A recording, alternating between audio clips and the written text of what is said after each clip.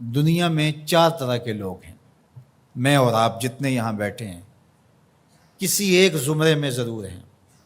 اب ہم نے یہ دیکھنا ہے کہ ہم کس گروہ میں ہیں، کس طبقے میں ہیں۔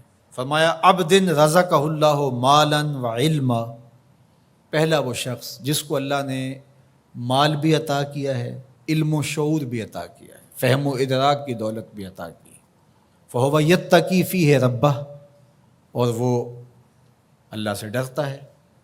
علم جو دیا گیا ہے تو تقوی اس کی زندگی کا حصہ ہے، وہ مال کے معاملے میں بہت محتاط ہے۔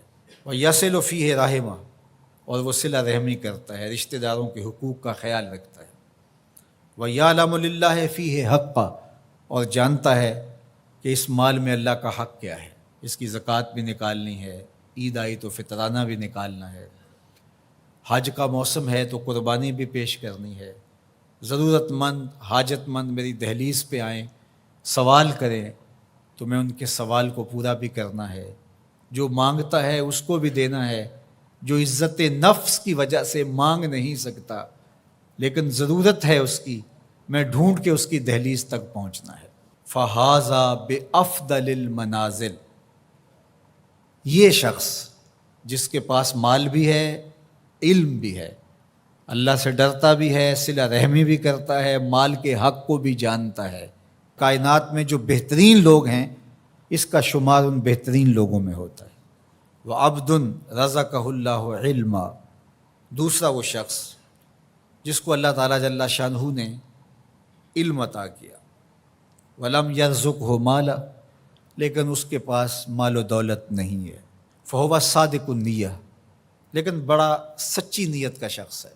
یقول، وہ کہتا ہے، لو ان لی مالا لعملت بعمل فلان، اگر میرے پاس مال ہوتا تو جس طرح فلاں شخص نے اچھے کام کیے ہیں میں بھی یہ کام کرتا، میرے پاس مال ہوتا تو میں بھی مسجد تعمیر کروا دیتا، میرے پاس مال ہوتا تو میں مرکز مصطفیٰ کے لیے اپنی خدمات پیش کر دیتا، تجوریاں کھول دیتا، جو کام سالوں میں ہونا ہے مہینوں میں ہوتا، اور وہ سچی نیت سے اگر ہوتا تو کرتا بھی۔ کچھ لوگ ہوتے ہیں کہ نیت کرتے ہیں، جب آ جاتا ہے تو پھر کھسک جاتے ہیں، یہ کھوٹی نیت والے ہوتے ہیں۔ جب مال آتا ہے تو کہتے ہیں نہیں اس مال سے اور مال بنائیں گے پھر مال دیں گے، کچھ لوگ یہ سوچتے ہیں۔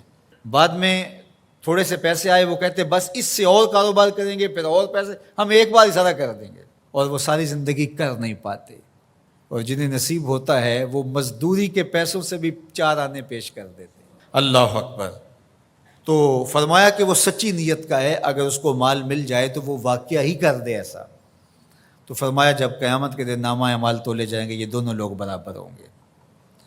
تیسرا شخص حضور نے ارشاد فرمایا، وَعَبْدٌ رَزَقَهُ اللَّهُ مَالًا وَلَمْ يَرْزُقْهُ عِلْمًا، تیسرا وہ شخص جس کے پاس مال بہت سارا ہے لیکن علم و شعور نہیں ہے، جہالت کی وجہ سے، علم نہ ہونے کی وجہ سے مال کو صحیح جگہ پہ خرچ نہیں کرتا، اور رب سے ڈرتا بھی نہیں ہے، رشتہ داروں کے ساتھ سلوک بھی اس کا کوئی اچھا نہیں ہے، مال نے اس کو مغرور بنا دیا ہے، اور مال کے حق کو بھی نہیں جانتا، اس مال کو خرچ کہاں کرنا ہے یہ بھی نہیں جانتا۔ فَهَذَا بِأَخْبَثِ الْمَنَازِلِ، حضور نے فرمایا یہ خبیث ترین جگہ پہ کھڑا ہے۔ چوتھا شخص وہ جس کے پاس مال بھی نہیں ہے، جس کے پاس علم بھی نہیں ہے، اور وہ کہتا ہے اگر میرے پاس پیسے ہوتے تو میں فلاں کی طرح عیش و عشرت کرتا، میری بھی موجیں ہوتی، میرے میں کیا کمی ہے، تو وہ اس کی نیت کے ساتھ کھڑا ہو گیا۔ فَوِزْرُهُ مَا سَوَاءٌ، اللہ کے محبوب فرماتے ہیں گناہ میں یہ برابر ہیں، یہ بھی اسی کی منزل میں ہے۔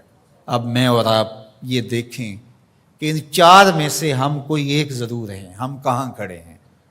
اگر پہلی 2 منزلوں میں ہیں، پہلے 2 طبقوں میں ہیں تو شکر کا سجدہ کیجئے، اور اگر دوسرے 2 طبقوں میں ہے تو توبہ کرنے میں دیر نہ کیجیے۔